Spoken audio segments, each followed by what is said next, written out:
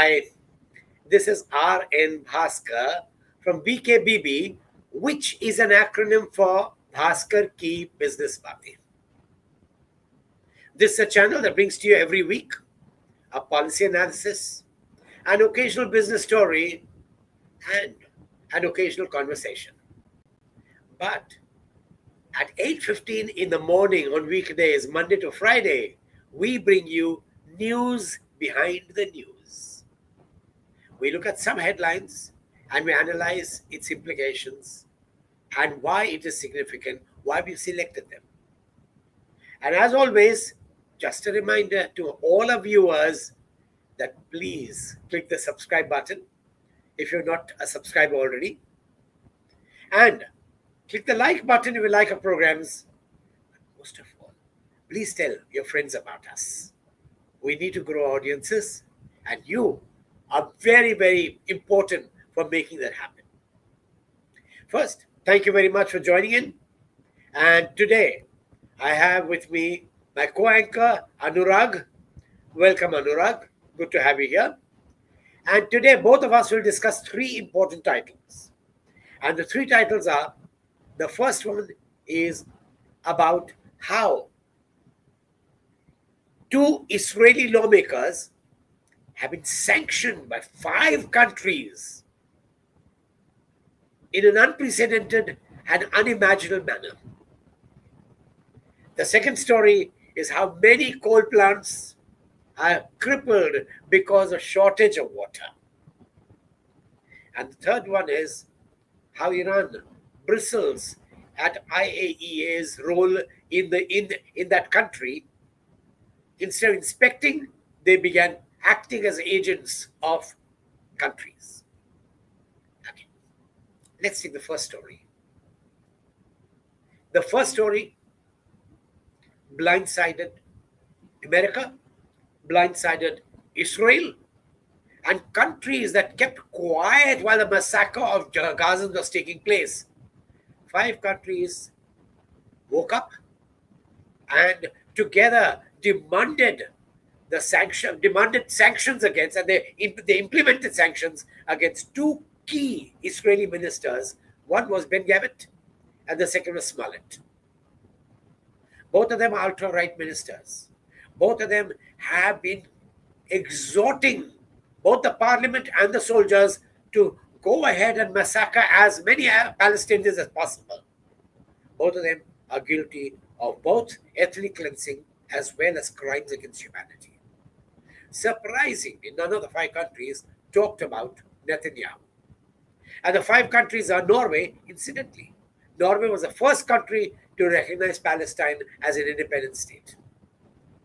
The 5 countries are Norway, Canada, which has one of the most important liberal stances in the world. UK. UK was interesting because till now, UK was always seen as a lapdog of the US.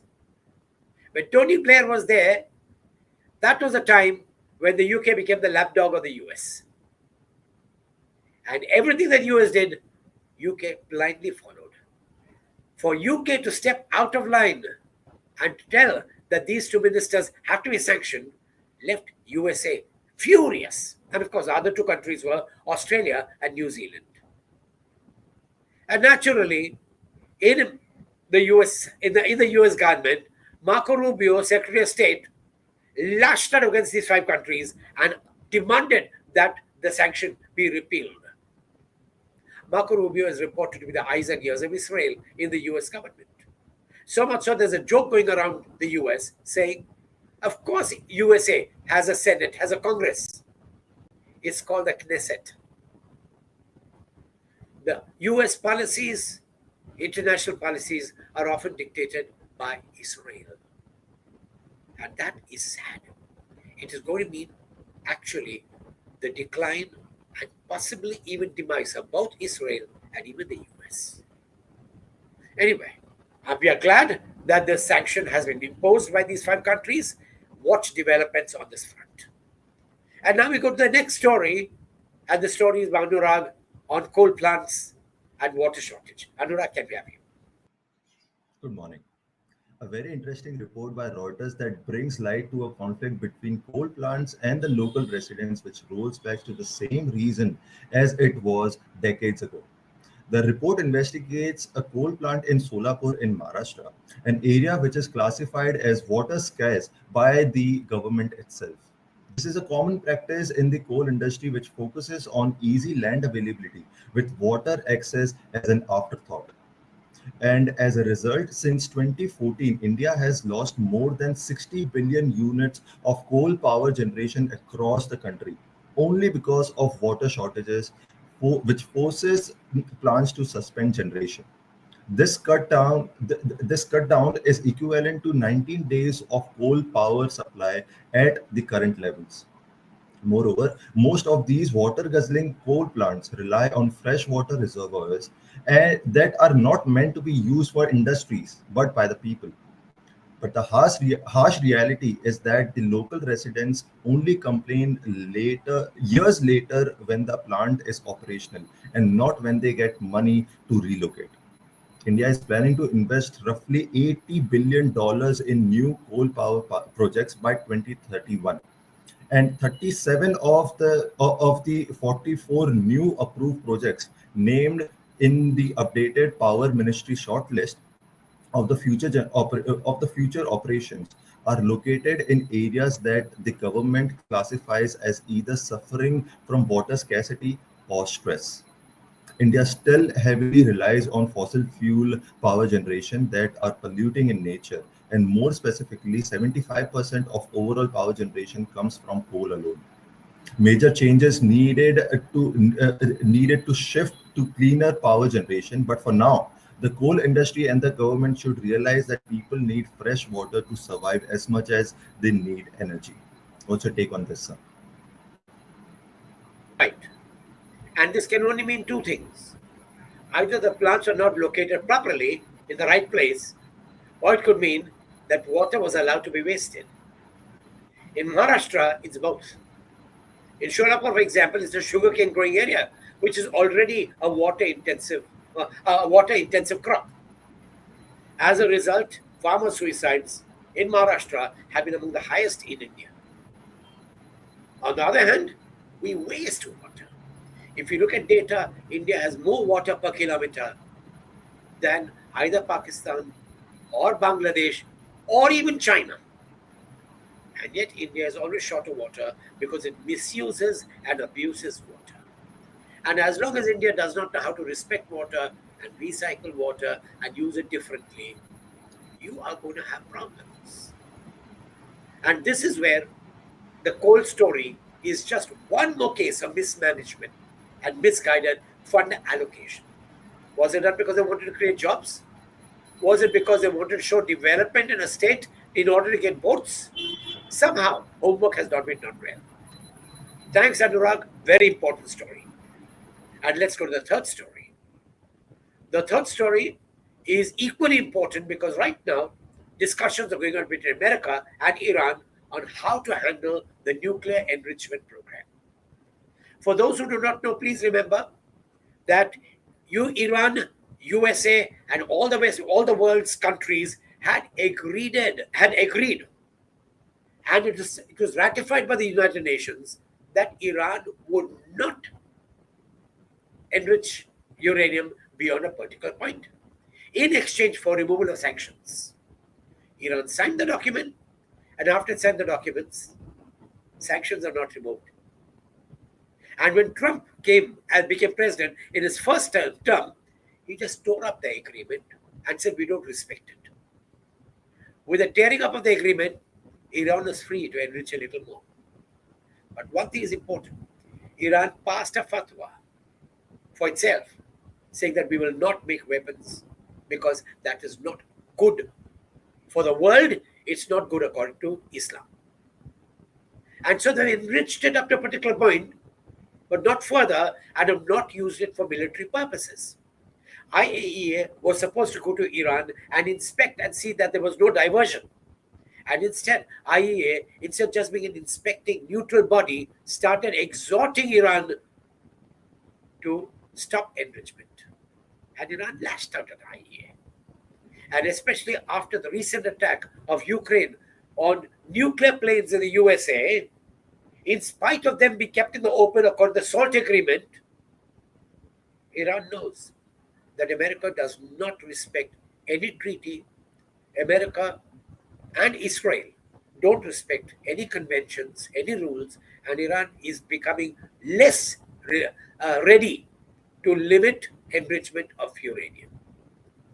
America's threatened Iran. Iran continues negotiating and explains them why it cannot stop enrichment. It will stop at this level, not further. It will not make nuclear weapons, but stopping enrichment or removing the nuclear plants will not be permitted. So far, America is still hopeful that the talks will bring about some different results, but Israel won't let America agree to Iran having its weapons, having its enrichment facilities.